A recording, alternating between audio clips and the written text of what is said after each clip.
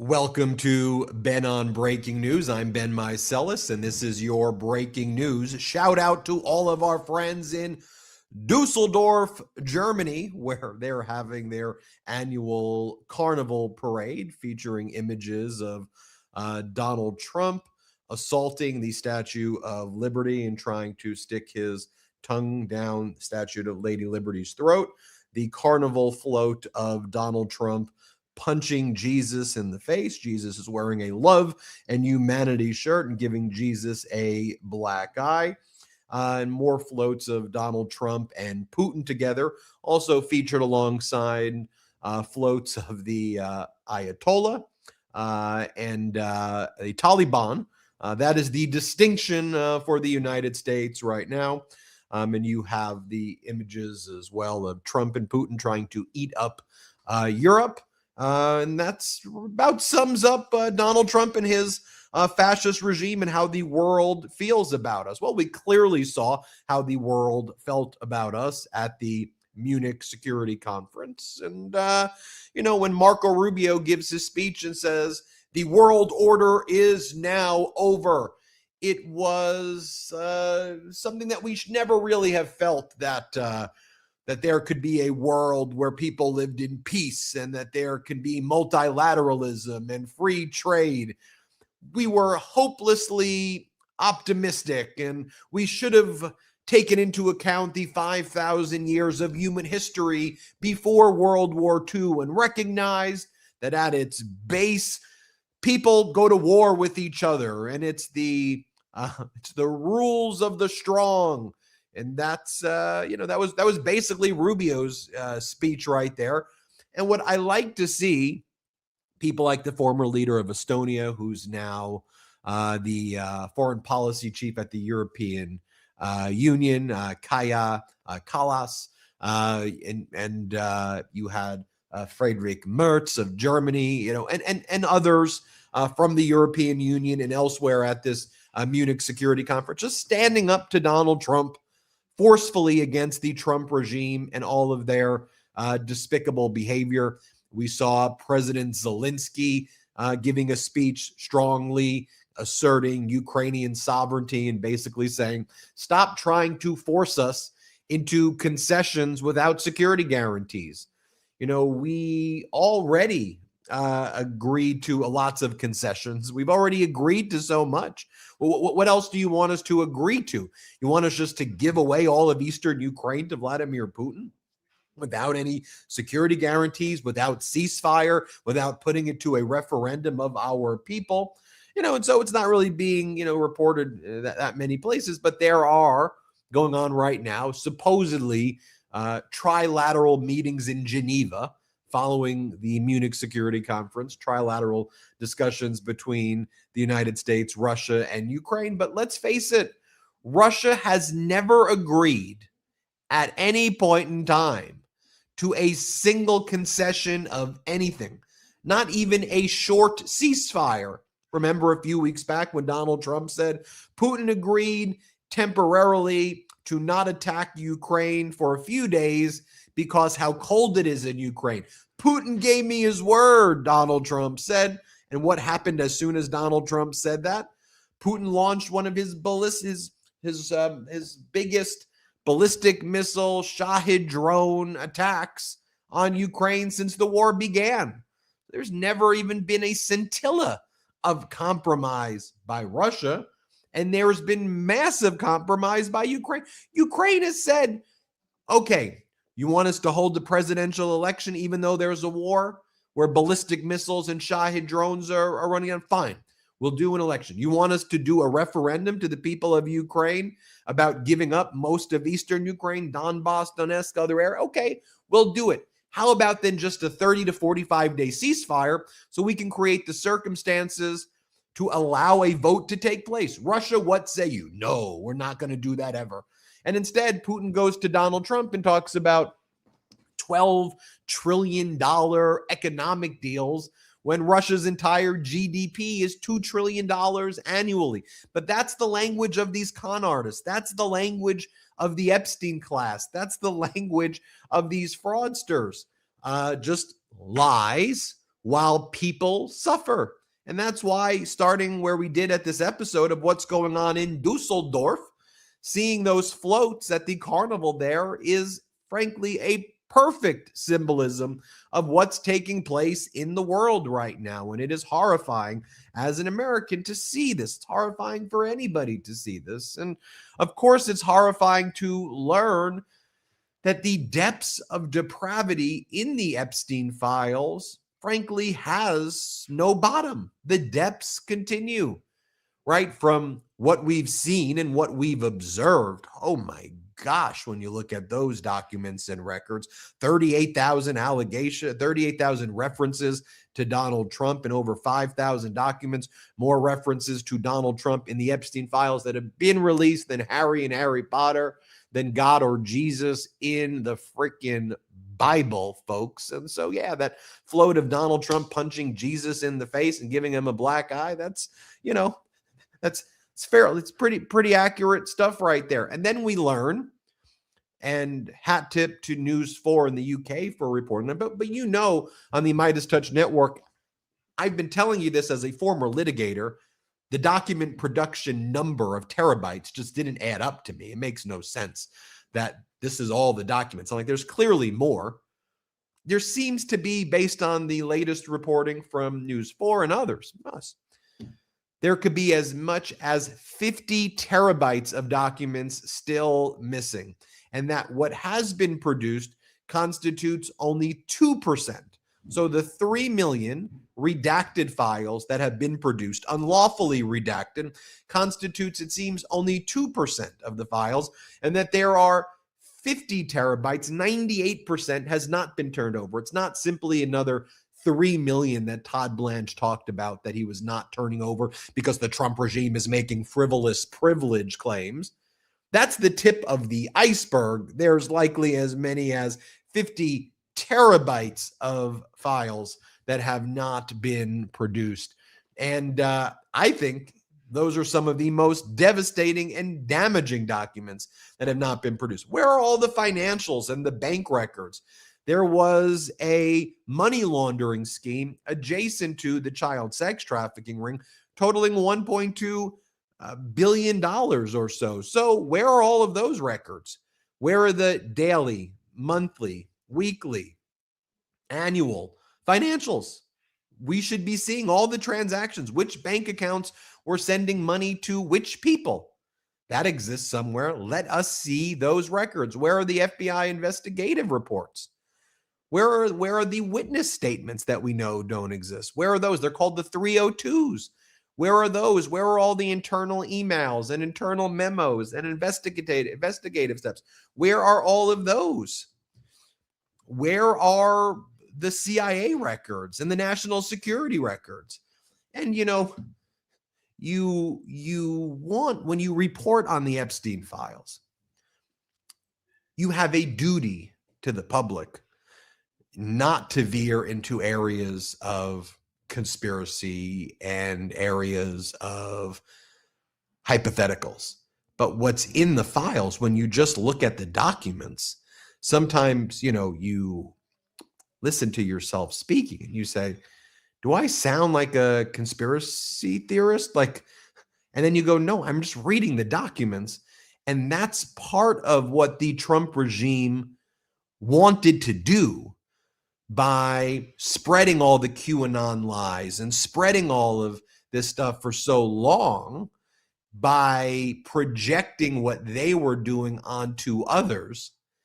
They wanted you to question the very existence of reality itself, while the Epstein class feasted on all of us, while the Epstein predator class, international in scope, preyed on little girls and preyed on the world. I mean, when you look at the Epstein files and you see Epstein knowing about the annexation of Crimea days before it was going to take place, knowing about Brexit before it was going to take place, meeting or talking about meetings with Sergei Lavrov before Trump met with Putin during the first administration, talking about hoisting up people like Jair Bolsonaro in Brazil with Steve Bannon, talking about toppling Pope Francis. You have messages here from the CIA. This is what I mean. I'm like, man, you're talking about the CIA and Jeffrey Epstein. I mean, look, this is a real document. EFTA 01089565, dated July 29th, 2011, from the CIA to Epstein's lawyer, Martin G. Weinberg. Epstein's lawyer makes a public records request for all communications and references and messages regarding Epstein's involvement in the CIA. Epstein has his lawyer FOIA the CIA so that he can have leverage on the government as part of a blackmail campaign. And the CIA says, with respect to responsive records that would reveal a classified connection to the CIA in accordance with Section 3.6A of Executive Order 13526 as amended, the CIA can neither confirm nor deny the existence or non-existence of records responsive to your request. Take a look at the National Security Agency letter. This is after Epstein's lawyers appealed over and over again to get the records that they claim show that Epstein was a CIA or NSA asset for the United States. July 30th, 2014, this replies to your letter. This is from the National Security Agency to Epstein's representative, replies to your letter dated March 5th, 2014. Your client has requested from the National Security Agency records, documents, communications, memorandum, orders, agreements, and or instructions relating to or referring to Mr. Epstein that were created from January 1, 2000 to January 2, 2014, and were prepared, received, transmitted, collected, and or maintained by the National Security Agency.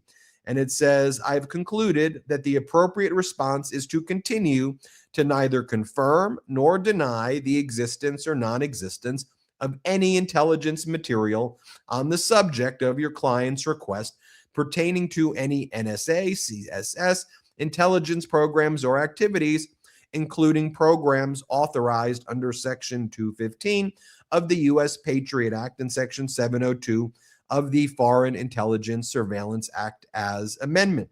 The existence or non-existence of any intelligence information you requested remains exempt from disclosure pursuant to 5 U.S.C. Section 552 sub B sub 1, which protects properly classified information. And in terms of, Donald Trump's references in the Epstein files, I just had this debate with somebody in the media. We were talking about, although his connection was not great, and so hard to hear what we were saying when we were trying to have a substantive, debate on this issue. But he kind of used the line that I've heard before. There's nothing in the files that shows that Donald Trump engaged in any criminal conduct or any crimes. We don't see that in the file. There's nothing incriminating in the files. And I said, well, to be charged with a crime, someone has to be charged. So an actual crime and a charge requires a prosecutor to investigate and file criminal charges. I said, one of the issues that we've seen in the Epstein files is that there was clearly lots of allegations that were made, very serious allegations that were made, and a failure to investigate, to which the person said, well, I don't buy it because why wouldn't Biden's DOJ investigate these issues if there were these, if these crimes? And my point is, first off, Merrick Garland didn't investigate a lot of things that, I think that Merrick Garland and Biden's DOJ should have done. I think that Biden's DOJ even said, oh, they were weaponized against Donald Trump. I think that they were fearful, frankly, of having the perception of being weaponized, that they were still labeled as being weaponized and didn't do the things that they should have done because they viewed it, I think wrongfully, as they would get political backlash but they ended up getting the political backlash and not doing the investigation. Well, I don't think that that is exculpatory to Donald Trump, what Biden's DOJ did or didn't do. And I think that misses the whole point of the Epstein files discussion by putting it through a political prism. I could care less if it was a Trump DOJ, a Biden DOJ, a Trump 1 DOJ, an Obama DOJ, or a George W. Bush DOJ. Looking at this through a politics as usual lens misses the point. What we do know is from reviewing the files is that there was and is a powerful class, an Epstein class. And in my personal opinion, Trump is at the heart of what I consider to be this Epstein class that cover-ups for each other. That's why, my opinion, I use that terminology. It's this cover-up racket. And why is he covering it up? In my opinion, it's based on all of the conduct that we've seen him and the DOJ engage in. And I have a First Amendment right to express my opinion here freely. I think the First Amendment still exists, so I will declare that opinion. But to me, this Epstein class is not domestic in scale, and it's not necessarily one political party in scale. To me, it's clear that Trump's like a main character in this thing because of the sheer volume of his references and the volume of those references before he even got into politics. But it's international in scope and powerful people, royalty, kings and queens and princesses and princes and national security advisors and ambassadors and leaders and sultans.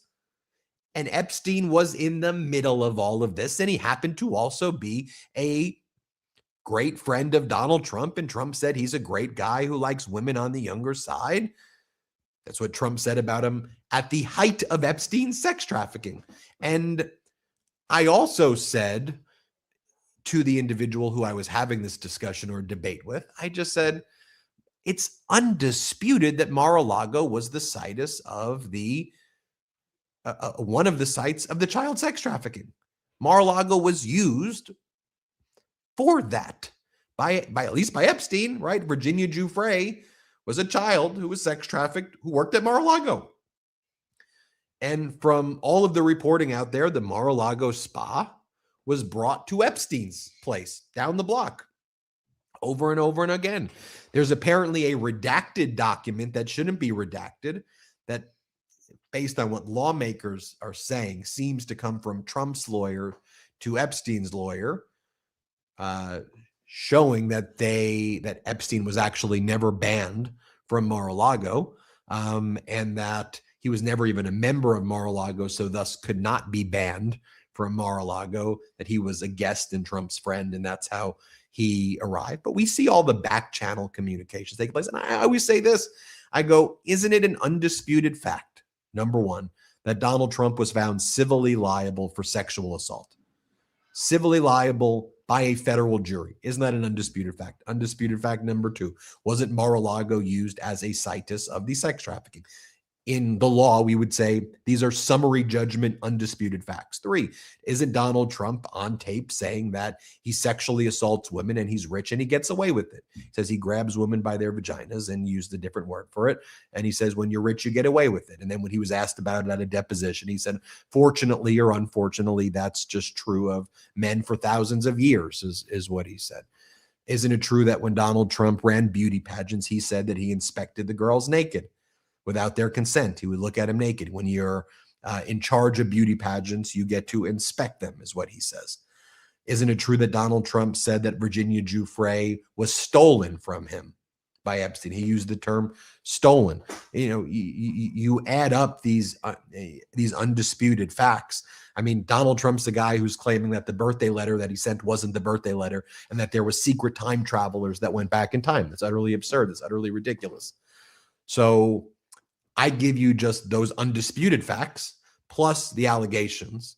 You know, to me, it's obvious. You know, so when Donald Trump is out there, I mean, you saw the allegations. We've read those allegations that are in there, and it's not a defense to me. You go, oh, well, Biden's DOJ didn't investigate it. Merrick Garland should have done a lot more things early on that he should have. Let's not hoist that up as like the golden standard of prosecutorial whatever.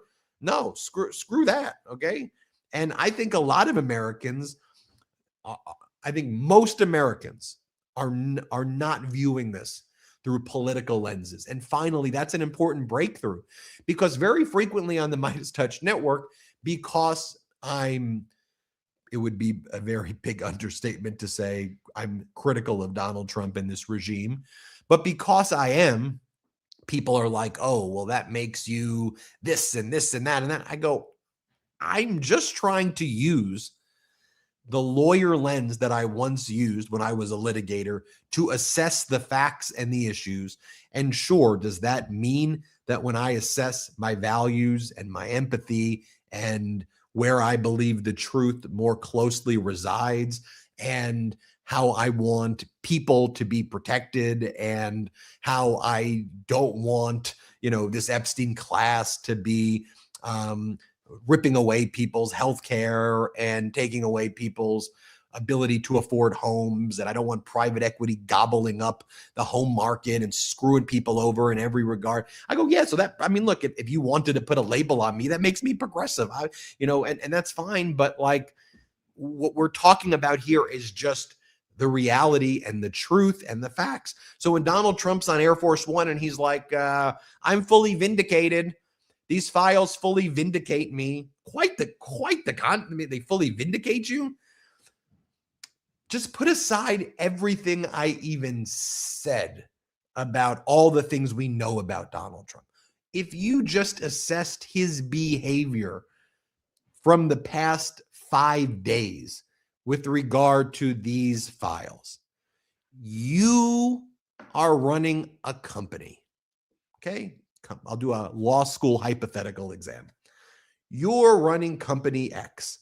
You learn that your employee, who previously assured you upon hiring him, never had any further interactions with Epstein because he was so disgusted, other than one interaction in 2005. You now find out that your employee brought employees' children and the children of friends to Epstein's island where child sex trafficking was taking place.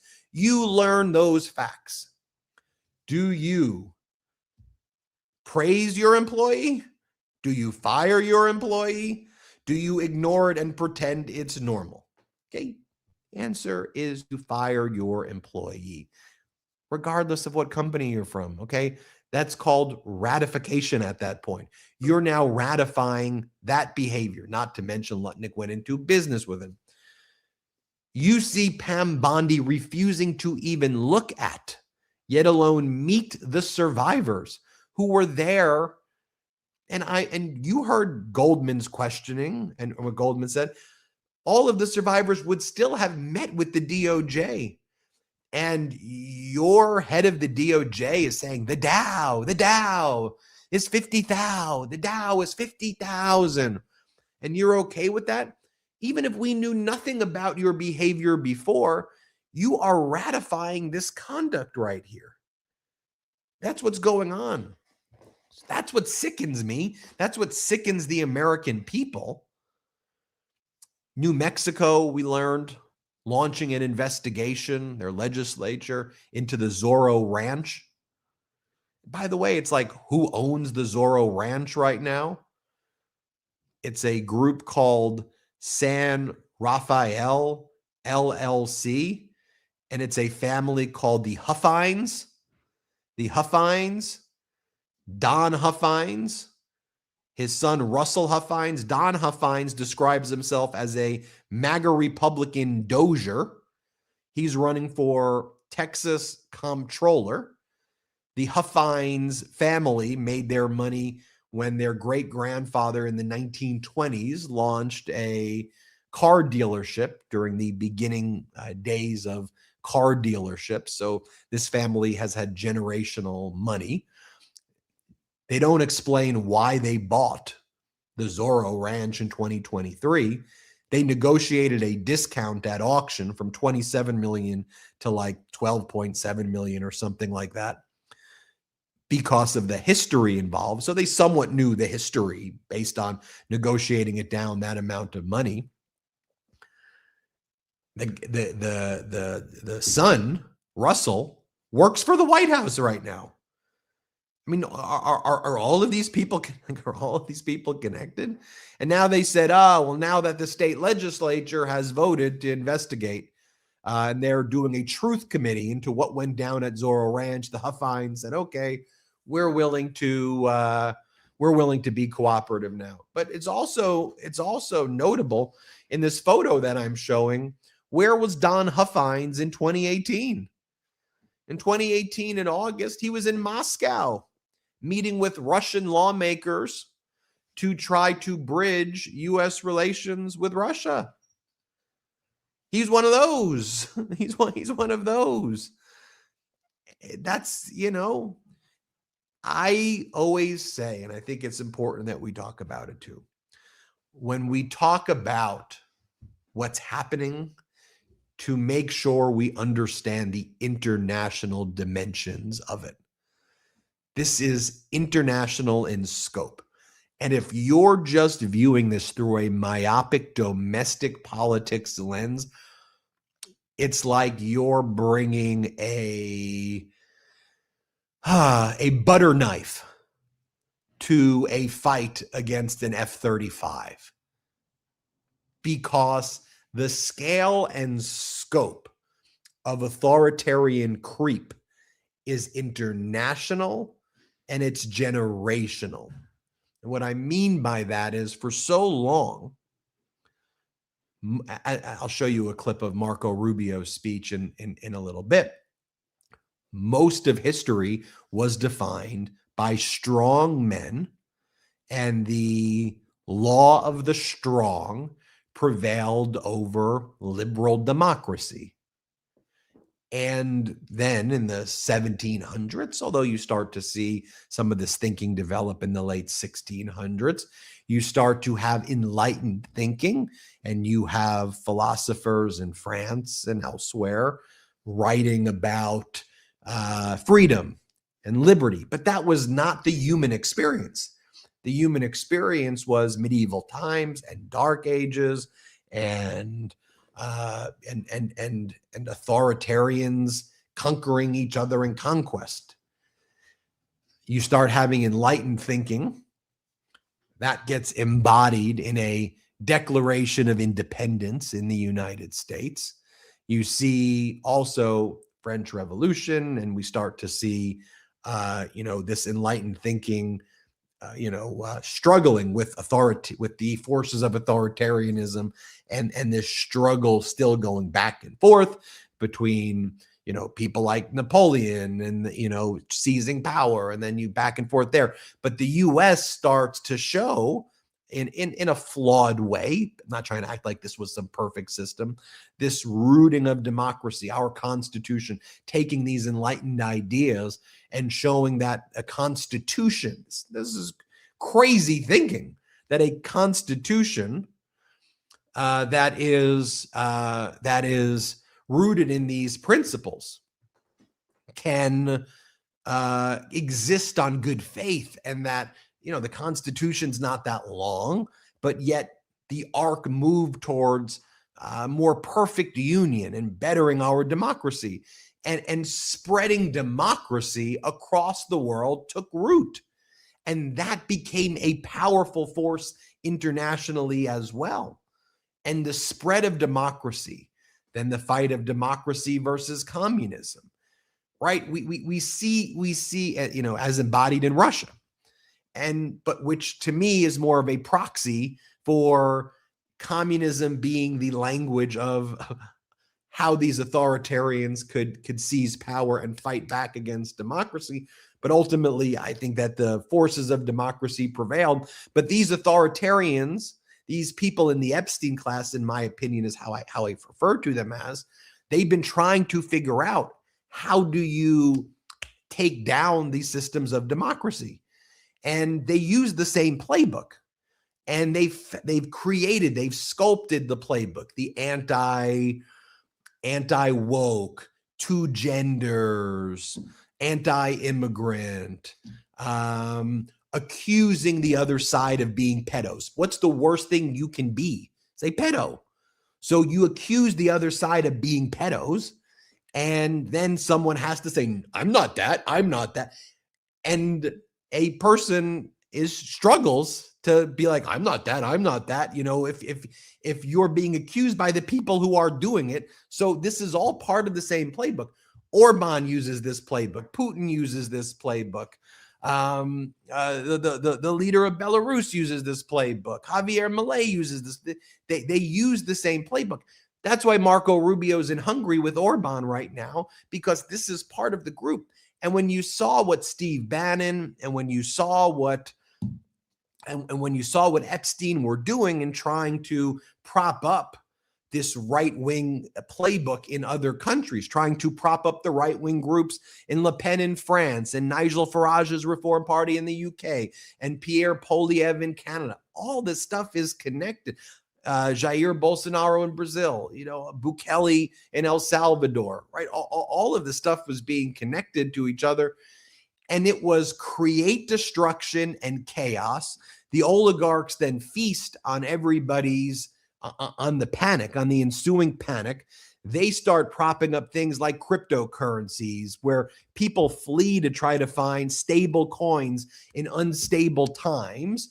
The rich get richer. They seize people's assets, and their currency in these files, when you looked at it and what they were talking about, or as Epstein was using it, was everybody was blackmailing everybody. And that's what was going down in these files as you really go back and understand it. And then so when you see Epstein referenced in the CIA messages and in these NSA messages, you start to make these connections about what's really going down here. And so when Donald Trump goes and makes the comment that he has no involvement at all, and that he's vindicated, it's like, what the hell are you talking about, you crazy human? The hell are you talking about? Here, play this clip of Trump on Air Force One saying he's vindicated. Let's play it. So Hillary Clinton said in an interview today that she and her husband are getting pulled into the Epstein matter to divert attention from you, and that your administration has something to hide. What's your response to that? I have nothing to hide. I've been exonerated. I have nothing to do with Jeffrey Epstein. They went in hoping that they'd find it and found just the opposite. I've been totally exonerated. In fact, Jeffrey Epstein was fighting that I don't get elected with some author, a sleazebag, by the way. And I've been totally exonerated. No, they're getting pulled in, and that's their problem. I don't know, they got to see what happens. But I watched her in Munich, and she seriously has Trump derangement syndrome. Do you think that she should publicly testify? I've been totally exonerated on Epstein, and it's really interesting because they've been pulled in. Think of it. They've been pulled in. Clinton and many other Democrats have been pulled in, yeah. Now, I want to show you in Munich, though. First, I want to show you Hillary Clinton calling out this right-wing troll. But then I want to show you what this right-wing troll, Czech Deputy Prime Minister Peter Makinka, had to say. Why don't I first show you what this right-wing troll said? So I want to show the clip of Clinton clashing with the Deputy PM Peter Machinka after he defended Trump as responding to policies that went too far. Let's watch this guy. Let's play this clip. We saw the cancel culture. We saw the woke revolution. I don't agree with the gender revolution, the climate alarmism. Which gender? Women having their rights? Let Peter go on. I think there are two genders. So, but some of us think that there is more than one or more than two gender. I think there is male and female, and the rest probably is a social construct. So this is something that went too far. But does that justify selling out the people of Ukraine who are on the front lines dying to save their freedom and their two genders? If that's what you're worried about? Can I please finish my points? I'm sorry that it makes you nervous. I'm really sorry for that. It makes me nervous. It makes me but seriously. That right there, just so you can see it, is the playbook. Because what I'll show you when we get back is Hillary Clinton is saying democracy, values, empathy, support Ukraine. Here's what we need to do. Here's what America should stand for. Here's what the world needs to do. Here's how we correct these things. Then they come back with it's international. The things that, what the right-wing authoritarians analyzed at a psychological level is how to brainwash humanity. And these concepts trigger in people's reptilian brains things, that are deeply rooted and deep-seated, and it galvanizes people to not address the logical arguments that are before you. Then you layer on top of that what's happening with AI, and counterintuitively, you have the situation where, with more knowledge out there, you actually have less knowledge out there, and you create a lord-serf dynamic that existed in feudalism. And this is what I want to let you know. This is what they're thinking about. This is how they're doing it. So the playbook right now. Let's take our first and only quick break of the show. We'll be right back, but we've got a lot to discuss on this episode. I'm so excited to share with you guys C15 from Fatty 15, the first emerging essential fatty acid to be discovered in more than 90 years. It's an incredible scientific breakthrough to support our long-term health and wellness, and you guessed it, healthy aging. Fatty 15 co-founder Dr. Stephanie Van Watson discovered the benefits of C15 while working with the U.S. Navy to continually improve the health and welfare of older dolphins. Based on over 100 studies, we know that C15 strengthens our cells and is a foundational healthy aging nutrient which helps to slow aging at the cellular level. In fact, when our cells don't have enough C15, they can become fragile and age faster. And when our cells age, our bodies age too. Thankfully, Fatty 15 repairs age-related damage to cells, protects them from breakdown, and activates pathways in the body to help regulate our sleep, cognitive health, and metabolism. This functionality leads to so many other exciting benefits now as we get older. In fact, 70% of Fatty 15 customers report seeing or feeling benefits within 16 weeks, including deeper sleep or healthier hair, skin, and nails. Now that's essential. Fatty 15 is a science-backed, award-winning, patented 100% pure C15 supplement. It's vegan-friendly, free of flavors, allergens, and preservatives. Fatty 15 has been a game changer for me, and I truly feel the improvements. Best of all, Fatty 15 comes in this gorgeous reusable glass bamboo jar, and refills are shipped right to your door. Fatty 15 is on a mission to optimize your C15 levels to help support your long-term health and wellness, especially as you age. You can get an additional 15% off their 90-day subscription starter kit by going to fatty15.com/Meidas and using code Meidas at checkout.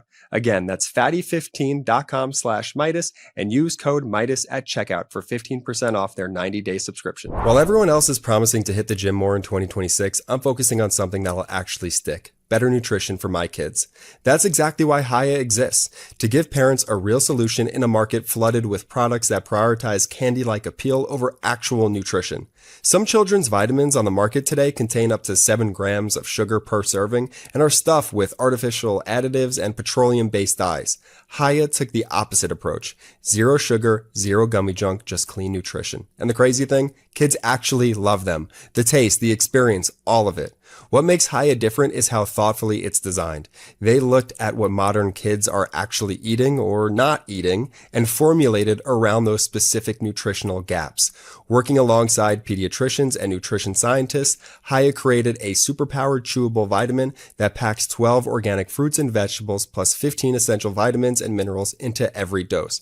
Designed for kids 2 and up, Hiya ships straight to your door. You get this awesome reusable bottle with your first order, and they send refills every month. One less thing to remember at the store. My son loves Hiya, and he had such a blast decorating the bottle with the stickers in the first order. It was awesome. And here's something every parent needs to hear. If getting your kids to eat vegetables feels like an impossible daily battle, Hiya's new Kids Daily Greens plus Superfoods is a total game changer. It's basically chocolate milk stuffed with veggies. It's a green powder that's packed with 55 plus whole food sourced ingredients. Just mix 1 scoop with milk or any non-dairy beverage and watch them actually enjoy something that's secretly fueling their growing bodies. We've worked out a special deal with Hiya for their best-selling children's vitamin. Receive 50% off your first order. To claim this deal, you must go to hiyahealth.com/Meidas. This deal is not available on their regular website. Go to hiyahealth.com/Meidas and get your kids the full body nourishment they need to grow into healthy adults. Welcome back. Great ad reads. Jordy. Isn't Jordy just the best, even when he's not hosting with me? I think that his ad reads do the trick, are sufficient. If you hear my dogs in the background, I think they agree as well. So I showed you what that Czech deputy spewing right-wing points are, but I could show you that those are Orban's points, those are Bukele's points, those are Javier Milei's points, those are the successors to Le Pen's party's points. Nigel Farage says those things. That's what the AfD is saying in Germany. That is why it is the U.S. foreign policy to disrupt the European Union. That's America's stated 2026 foreign policy paper, is to try to destroy the European Union and prop up right-wing authoritarians, lend support to the AfD. And by the way, who's in Hungary right now? Well, last week, Putin went first with his representatives. Now you had Rubio there with Orban. You had the AfD leader show up as well. They stick together. And when I said, if you don't recognize that that's going on, you are in a fight against an F-35 with a butter knife. That's what's going on. And no one talks about this stuff. No one talks about this stuff, really, unless you're reading, wonky, foreign affairs papers. But that's why we want to make this information and knowledge accessible to you. By the way, we're so close to 6 million subscribers. I just realized that. Can you help us hit 6 million subscribers? That would be fantastic. So if you can, just double check that you're subscribed and recommend the MeidasTouch podcast and the show to others. And also, you can go to store.meidastouch.com and get the Meidas gear. Anyway, let me show you what Hillary Clinton was saying, because this, to me, frames internationally what's going on. You saw the kind of MAGA right-wing extremist argument. Here's the argument of kind of multilateralism, pro-European Union, free trade, cooperation, democracy. Let's play it. He has betrayed the West. He's betrayed human values. He's betrayed the NATO Charter, the Atlantic Charter, the Universal Declaration of Human Rights. A lot of what has been done before to try to make sense of how difficult it is to restrain people who want unaccountable power. And none of us in this room, including all of us on this panel, would choose to live under a regime that was so unaccountable that it could act with impunity the way that Putin does, except that's who Trump is modeling himself. Well, first, I think you really don't like him. That is absolutely true. But I really, not only do I not like him, I don't like him because of what he's doing to the United States and the world. And I think you should take a hard look at it if you think that there is something good that will come out of it. What I think... And again, that's one of their tricks on the right wing. Oh, it just seems that you don't like him. Right? It's like you're the anti-Trump podcast. You're anti-Trump. You hate Trump. I don't hate the guy because he's Trump, right? There are a lot of billionaires out there who do bad things. There are a few who do good things, but they're mostly, a lot of them who I don't devote my energy, going there, because they're not necessarily at an individual level disrupting the global world order the way that Donald Trump and his regime are. The reason I'm anti-Trump is not because I don't like him. Of course I don't like him, but I don't like him for very specific reasons. And those reasons I lay out, because to me, I don't like somebody if they're taking away your health care. I don't like someone when they're depriving you of the ability for you to afford a home or to afford rent, and then lies to you and claims they've made it so much better. I don't like somebody who betrays our allies and lends a hand and affirmatively supports our enemies, right? I don't like somebody who's been found civilly liable for sexual assault and who was close friends with Jeffrey Epstein and said Epstein was a great guy who likes women on the younger side. It's a direct quote. I don't like people who host beauty pageants and say they use it to see girls naked, and that when you host the pageants, you're an inspector. I don't like people like that who give away our classified information to the United Arab Emirates, the Qataris, and the Saudis in exchange for personal business deals that enrich themselves. I don't like people who engage in behavior that attacks our educational institutions. I don't like people who put masked agents, Border Patrol, and ICE, Gestapo on the street to terrorize, torture, and kill people in this country. I don't like people who significantly harm immigrant populations, put people into concentration camps. We have a 2-month-old being sent to an emergency room because there were no doctors at a concentration camp called the Dilley Detention Center in Texas, where there was no doctors on site from this private prison camp that's making money off the taxpayers. They're getting enriched as 2 months old and little children are getting rounded up and put in these freaking warehouses, and the little baby almost died spending their life in a concentration camp. I don't like the conduct of a regime that, after terrorizing, torturing, kidnapping children and their parents and families and throwing them in these camps, are now currently, as I'm recording this, rounding up the children, stealing the letters and artwork that the children are creating, because ProPublica did a story about the letters coming out from the children who are telling the stories about being tortured by this regime. That's why I don't like the person who goes and says that Canada is the 51st state, that says we need to take over Greenland. I don't like the person who puts a photo of himself with Vladimir Putin in the Oval Office above his grandkids. I don't like that person. I don't like that person for those reasons and many, many more reasons that I could spend an entire episode delineating. So it's not, you don't like him. What does that even mean? I'm not in third grade. You know, I'm not in second. It's not a matter of, oh, will you be my Valentine? I like you. I don't like you. It's a matter of humanity.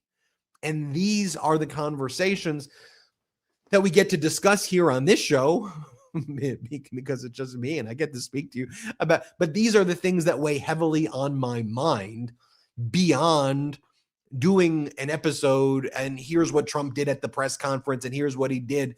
The connective tissue is this discussion about the broader geopolitical ramifications and the broader ramifications on our basic humanity and our decency. You know, I don't like somebody who makes a post today when you have someone like Reverend Jesse Jackson, who died at the age of 84. Donald Trump's post is, Reverend Jesse Jackson is dead at 84. Despite the fact that I am falsely and consistently called a racist by the scoundrels and lunatics on the radical left, Democrats all, it was always my pleasure to help Jesse. He had much to do with the election without acknowledgement or credit of Barack Hussein Obama, a man who Jesse could not stand. I don't like that's what you say when somebody dies. You have to make it about yourself and attack former President Obama after posting photos of former President Obama and Michelle Obama on the bodies of apes. And then when you're asked if you would apologize for putting the photos of the first Black president and first Black first lady and having their photos go on apes in a photo, and you don't apologize, and you say that the photo and the video that had their faces on apes was strongly about voter fraud. I mean, you know, you're just a terrible human being, you know, and then you layer on top of that all the Epstein stuff. It's like, who the hell is, like, who are these freaking people? And you wonder how we got here. And actually, the Epstein files, to me, is like the decoder, right? It's like the It's like the way you decoded the Rosetta Stone. That's the word I was looking for, of the hieroglyphics, right? The hieroglyphics in this zeitgeist is, how the hell did we get here? How did this happen? Why is that happening? Why is this happening? How did this relate to this, right? To me, the Epstein files are viewed on multiple levels. One level is, of course, the horrific and atrocious sex trafficking that's taking place of thousands of girls who are victims. That is in there.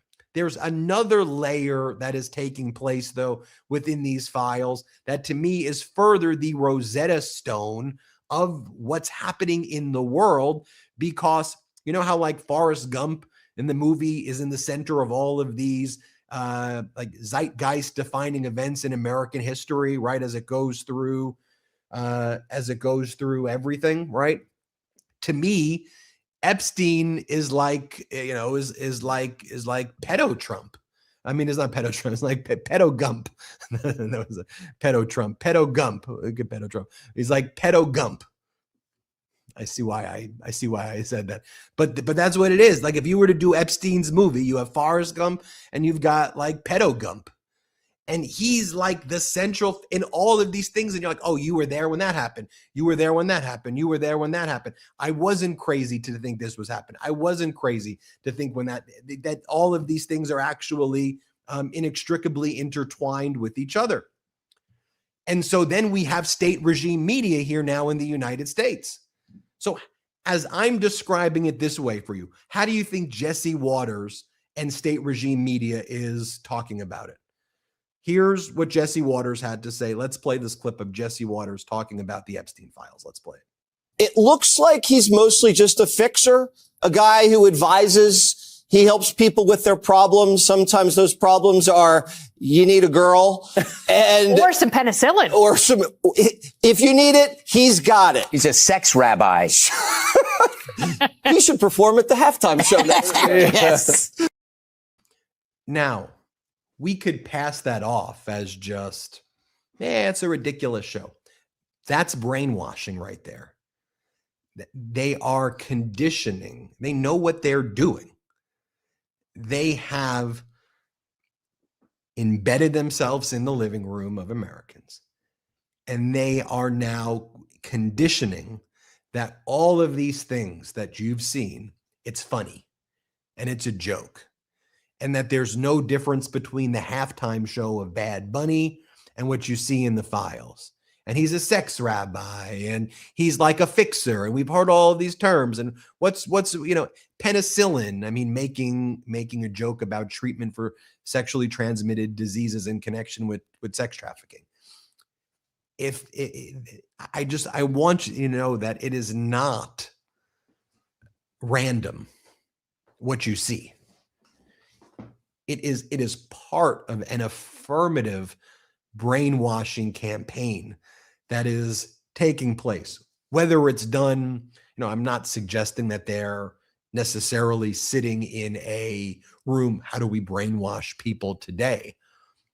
Perhaps, I'm not suggesting it's necessarily that explicit, but the role of how you defend the indefensible and prop up these types of people has a historical playbook that spans 5,000 years. And it was fascinating to me when I heard Marco Rubio speaking at the Munich conference, and he spoke about this history of 5,000 years and how it was foolish that we would all believe that we could be different than we were in the past. Now, Jeremy, I don't want to play the one with Rubio to Viktor Orban. People get it. He's there. Actually, you know what? Fine. Just play the clip with Rubio to Viktor Orban. And then I'm going to play the one at Munich. Just Rubio to Viktor Orban first. Let's play it. If we got the...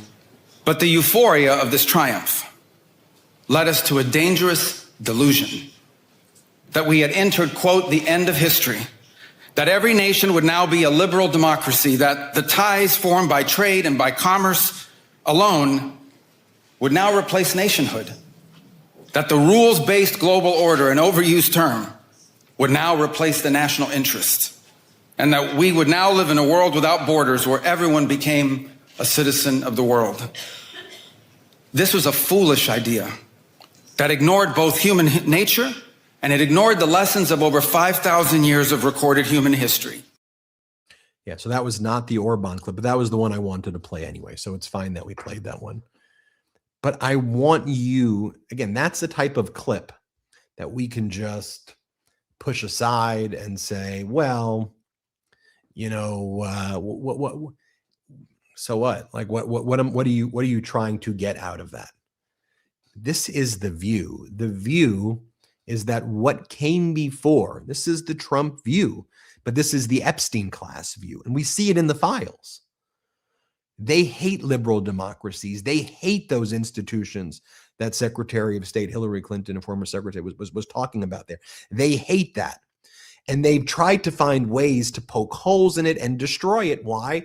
Because authoritarians existed for 5,000 years before the American experiment and before the spread of liberal democracies. So the authoritarians in the arc of history want to go back to the time of what existed, frankly, before. And what he's saying is that really what's happened after World War II, which, by the way, has had America as the so-called leader of the free world, and America leading these international institutions and the United Nations. For all of its flaws, we can debate it, but we've avoided we haven't avoided wars, let's be clear, but we've avoided a world war since World War II and have constrained it with certain institutions. So what Rubio is saying there is we should return to what humanity was like before then. And the experience of what humanity was before is the real experience, not moving the arc of history forward, but actually moving the arc of history backwards. He's saying it out loud. The playbook is there in front of our eyes. And I don't think we can look at the Epstein files divorced from that, because, as I mentioned, what they talked about over and over again is precisely disruption, chaos, anarchy. Then they feast on people's panic. People move towards cryptocurrencies and other assets. They're already there. They're the ultimate insider traders because they are the ones not just moving the markets, they're destroying the world, and they're a few steps ahead of it. That's why I'm like, if we're just focusing on domestic politics, we're missing the real picture right here. Now, so what is Trump doing as he's confronted now with the fact that he's been figured out? And Americans say, okay, well, his polling is like atrocious. It's like the worst ever right now. It's the negative 30, 40. I mean, the guy's polling at 36%, 37%. And there seems to be no floor. It just goes lower and lower. Rig the midterms. Who do you go after? Who does the Epstein class go after? Women and children, right? I mean, we're seeing in the detention centers, children, concentration camps, children under attack. But when they talk about the SAVE Act, they're talking about, in many ways, disenfranchising women. And so the plan, as you know, for the midterms, when they want to push this SAVE Act through, fortunately, the filibuster in the Senate's actually blocking the Senate from passing the SAVE Act, although Trump and MAGA wants to try to destroy the filibuster to push forward the SAVE Act. But what one of their main goals is to disenfranchise women. And again, this isn't conspiratorial. When under the SAVE Act, when a woman shows up to vote, she would have to bring her birth certificate, her license, and a signed declaration stating that she would be she's the same person on the license as the birth certificate, and any name change is reflected because of marriage.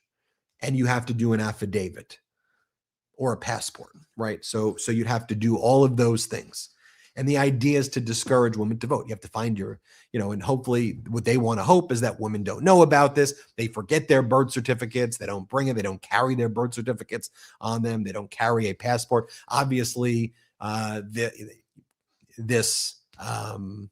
would disincentivize people who may not have a passport, people who are citizens, but don't have a passport from voting.